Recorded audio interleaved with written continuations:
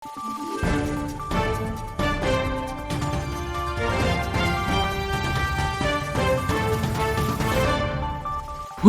araw, Pilipinas! Ito ang Valiente News hatid sa inyo ng Office of the Vice President.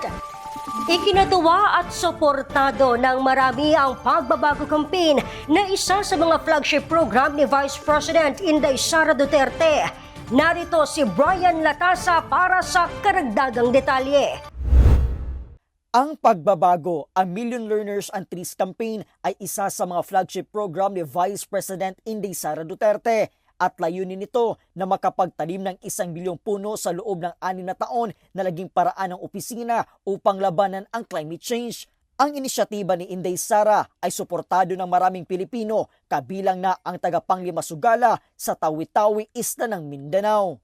As a citizen ng Tawi-Tawi, nagpapasalamat kami sa OVP kay Madam Sara Duterte. At least hanggang dito ramdam namin yung presence ninyo at saka ramdam namin na ang government umaabot hanggang dito sa gasto. Thank you very much po.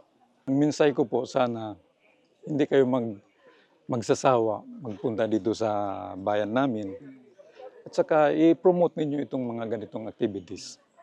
Ma'am Bibi Sara, maraming salamat sa pagpunta ninyo po dito. Sa datos mula sa OVP simula 2022 hanggang Setyembre ngayong taon, umabot na sa mahigit kalahating milyong mga puno na ang itinanim ng opisina, katuwang ang maraming organisasyon at mga individual. Sa pangangalaga ng ating kalikasan, kinakailangan ang pagtutulungan ng bawat isa dahil tayong lahat ay may kanya-kanyang mahalagang papel na ginagampanan sa ating kalikasan upang maranasan pa ng mga susunod na henerasyon ang ganda ng ating inang kalikasan. Mula po dito sa bayan ng Panglimasuggala, Tawi-Tawi, ako po si Brian Latasa, ang lahat para sa Diyos, bayan at pamilyang Pilipino. Valiente News. Abangan, ilang mga paaralan sa Misamis Oriental sinuyod ng OVP Southern Mindanao Satellite Office.